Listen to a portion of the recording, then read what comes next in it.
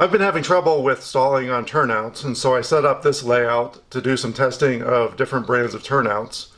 Here I have an Atlas number 6, which has an insulated frog, and I have a variety of locomotives, and I'm going to run it across the turnout and see which ones have problem stalling, if any.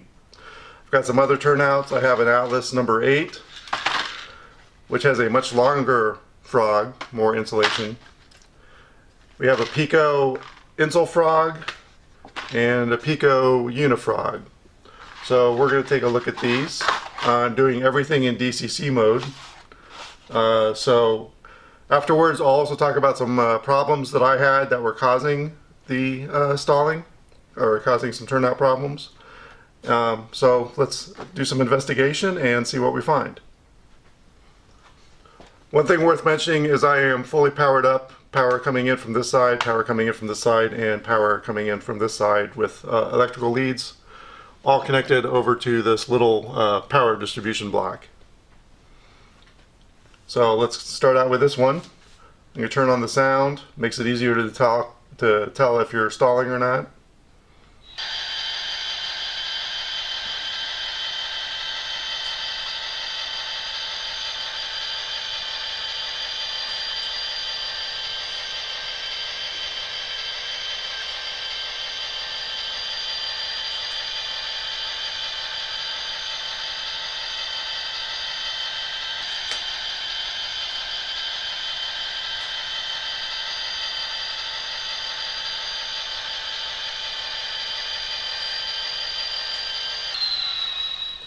Alright, so that one looked good, no problems.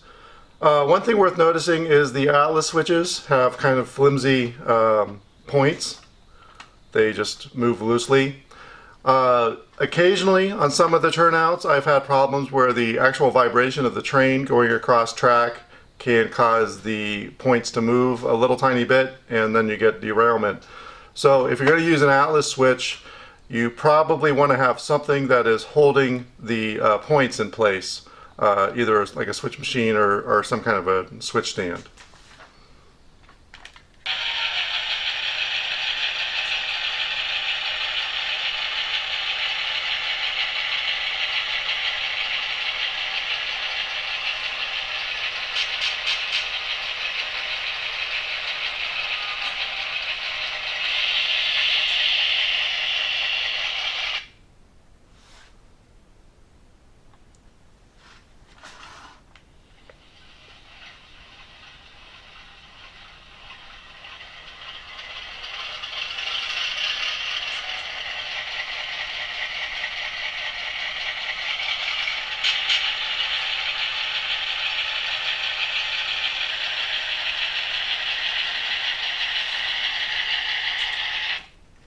So the 4-axle had some inconsistent stalling. We saw it stall once here.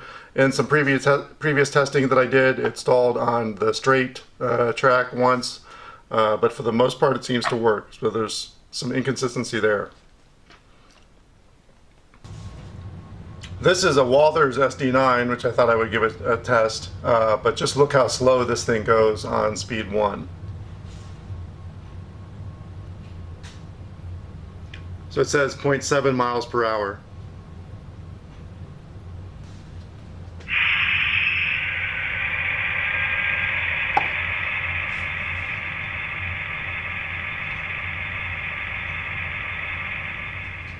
So there, it was running silent, and we had a little stall, but it recovered itself and the sound came back on, which is normally what happens.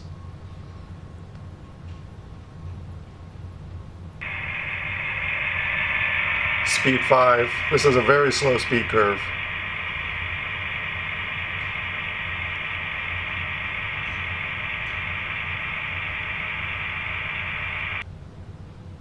I'm going to switch to a Peco Insulfrog number 5, and on the back is a wiring diagram showing you where you need to put insulators if you're going to use insulators, and be sure to read the instructions on these if you're going to do any kind of complex track work. Okay, we are back and we're wired up with the Peco number 5. And Peco, one of the big differences is that the switch actually snaps, so it's not loose and flopping around. So if you're not using any kind of a switch stand or a turnout motor, it makes a much better connection. The disadvantages of using a turnout motor, you have to do something to sort of disable the snap, I believe. That's what I've read in some instructions to make it loose flowing, but I think you can do that. So I have a Bowser locomotive here. It's got a really cool sound. So let's see how it works.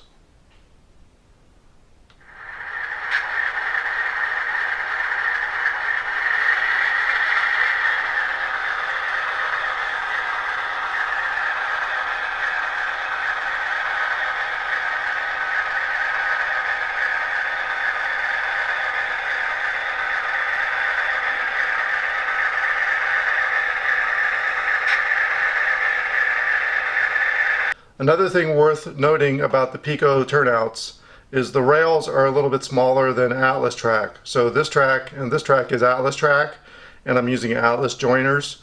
So the Peco Turnout kind of floats a little bit in the Atlas joiner. So I think it's more the rail size of a micro engineering track.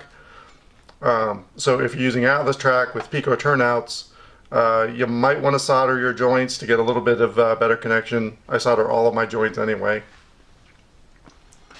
I'm working here with the Broadway Limited. This is a 462, and it is having some stalling problems.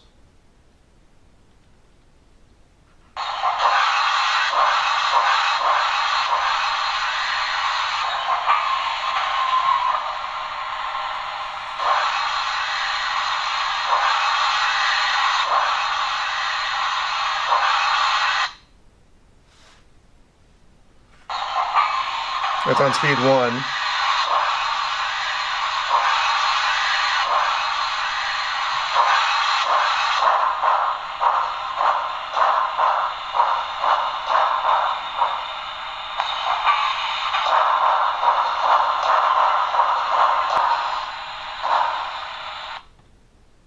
Well, I even installed here.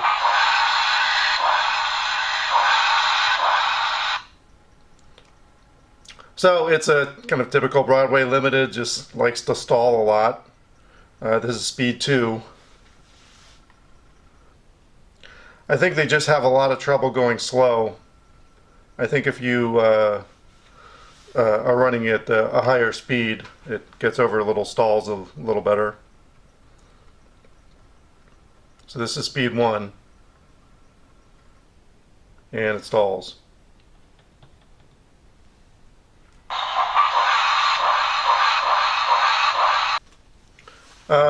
These have a pretty short frog, so a lot of the other locomotives haven't really had a problem, which isn't too surprising since the frog is so short. On the Peco diagram, there's one diagram where you have two insulating joiners on two of the rails that are adjacent to the frog. And so I'm simulating that here. I added two insulating joiners on these two rails. And so now it looks like there is no power from here to the frog on each of these rails. So we're going to see how that works. It's on speed 1.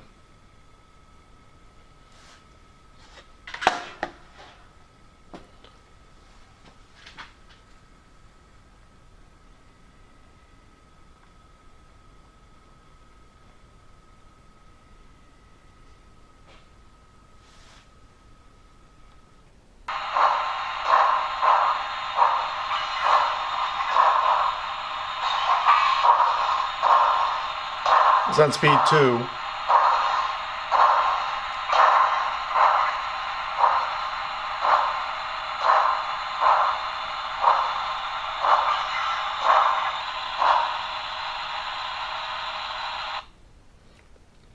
So this one seemed to work fine. They all seem to work pretty well, even with the insulators here. So we'll move on to the next one. Switching now to a Peco Unifrog, number 6. Unifrog has replaced their Electrofrog, and with the Unifrog you can use metal conductive joiners on all the rails. With the Electrofrog, I believe you had to use insulated joiners on these two rails, or else when you flip the switch to the turnout, to this line, it would short out the track. If you failed to do that, if you failed to put insulating joiners there, you could cut the rails here with a Dremel tool and a cutting disc, and I did that on one of my turnouts, and I will show a picture of that. I used one of these Unifrog turnouts elsewhere on my layout, and I had some trouble with it shorting, and that's one of the things that led me to start doing this investigation. So we're going to see if there's any shorting problems here. There are some fine little wires that come in here that I think wire up the frog. So if you look very closely at the frog, it's got different rail sections, and I think that it's got some wires underneath that lead to connectivity, and the wires can end up shorting under certain situations, is kind of my theory. So let's see how this one performs.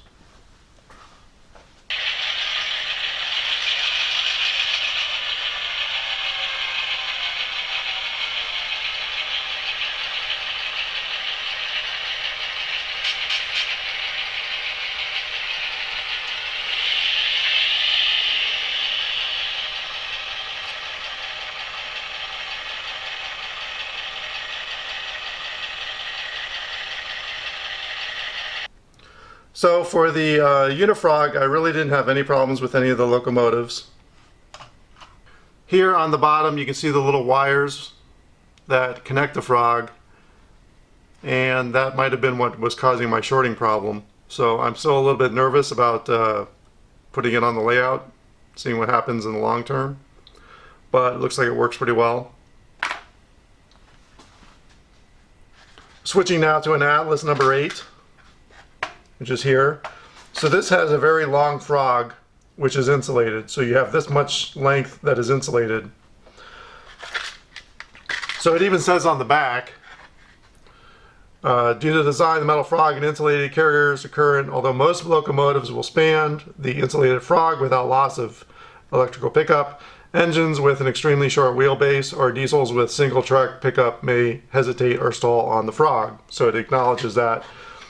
But then it says it can be overcome with an Atlas snap relay, and there's a little wiring thing here which I think is how you wire that in to power the frog. So there is kind of a way that you can overcome that. I'm not going to do that here, but let's give this one a try.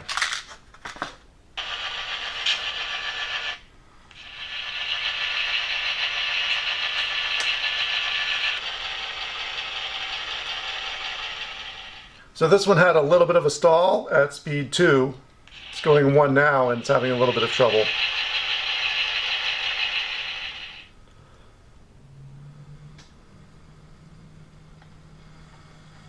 That's 3. So of course it's a 4-axle, so shorter wheelbase there. So it's not really too surprising that it's having a little bit of trouble.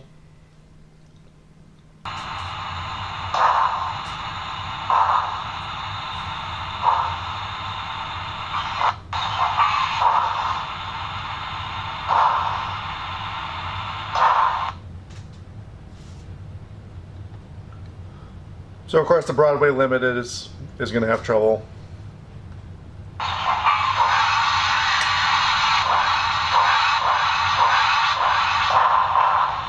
That was at speed step 1, and now it's at 4.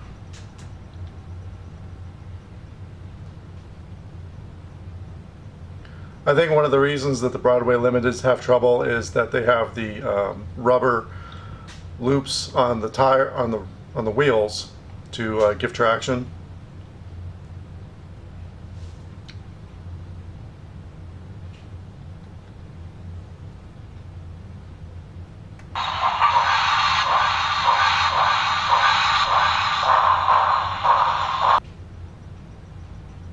I think it's mostly okay as long as you don't go too slow.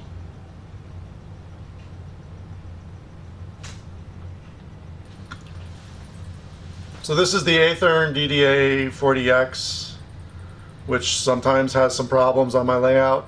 So we're at speed step 1.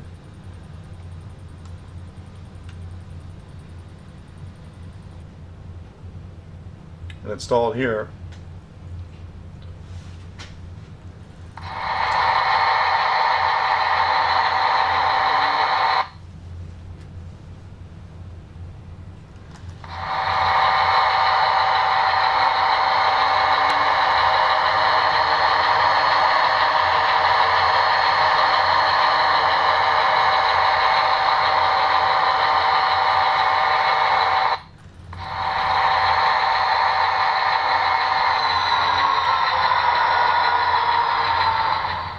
That was at speed step 2, it was stalling.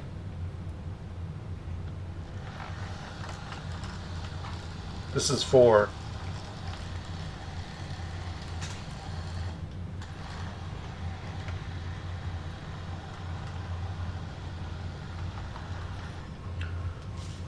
This is a Broadway Limited 210-4, and it's on speed step 1. So that is 0.8 miles per hour. This one's having some issues on the curved portion. The straight portion went fine, but it stalls on the curve at speed step 1.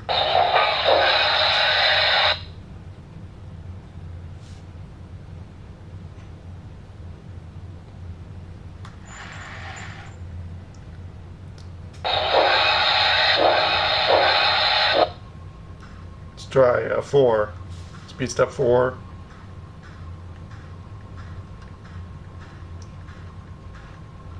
So that's a little better. So the Atlas number 8 is the worst when the locomotives are going very slow, but for the most part works pretty well for most of the locomotives at a more reasonable speed, except for the 4 axles. The straight line seems to work better than the curved line. And one thing that I don't like about the Atlas is we have this floppy point system. So if I set the points to one side, you just tap on it, the vibration causes it to move enough to derail cars. So you really have to do something to have like a switch stand or a machine to hold the points in place when you're using one of these. So with that analysis, I want to talk about 2 different mistakes that I made with some of my turnouts. The first one was when I was painting the rails, sometimes paint would get in here between the main rail and the point, and then when it's off to the side, the point is not getting a good connection to the rail. The way to fix that was to take like a wooden toothpick or something and scrape away the paint inside to make sure that the contact is good. And that seemed to solve that problem. The second thing that I did was you have to make sure that you have power coming in from this direction on all of your rails. On one of my setups, I had kind of a ladder system. So it was powered on this end, but up here it was insulated. And this is kind of obvious in hindsight, but I wasn't really thinking about it. There were insulators because it was going off to other track that was powered for the other track. And as a result, there was no actual power at this end of the turnout. So all of the power for this part of the turnout relied on this connection. But then the frog is insulated, and you get to this rail, and there's no power on this rail at all because there's an insulator blocking it. So you really want to make sure that you have done your layout such that if you're going to have insulators, that you have power coming in on both sides of the turnout on both of these tracks. This turnout is a Peco Unifrog, which means the frog is electrified. This has since been replaced with Peco by the Unifrog. And this is the one where you're supposed to put insulating joints right here and right here. That prevents it from shorting. So with the straight line running, everything is fine, but as soon as you flip the points to the curved line, it shorts out your track system because you have a connection here of, let's say this is positive, it's going directly to the frog, and to negative, it shorts everything out. So in this case, I forgot to install the insulated joiners. So I used a Dremel tool and a cutting disc just to cut straight down through here to isolate this section of the frog from the rest of the rail, and that fixed the problem. Here is an example of one of my mistakes. This is an Atlas number 8, and from this side to this side is a different power district. So I put in insulating joiners right here. So this little stretch of rail right here does not have any power. This rail does, because it comes in from here, which is all connected. But then the frog is insulated, and there is nothing assigning power to this little section of rail because there's a little joiner here. So on this layout, the isolated section is this long instead of this long. I don't think that's caused too much of a problem, but it's something that you want to be aware of. So ideally what I should have done is take the insulated joiners, moved them out farther on the track, and put some power leads in here, or just put some power leads. I could assign, I guess, some power leads onto these rails. But anytime you're doing crossovers, like this is a crossover, and you're going to have an insulator between the two tracks that you're crossing over to, this is something to be aware of. So if you made it to the end of the video, I hope you found that helpful. Most of the turnouts were pretty good, except for the Atlas number 8, because the large frog. Of course, you can wire it up with one of their products and apparently fix that problem. For the most part, everything works. If you're going at kind of a normal speed, the slower you go, the more likely you are to have stalling problems. But anyway, hope you enjoyed the video, or at least found it helpful. Thanks.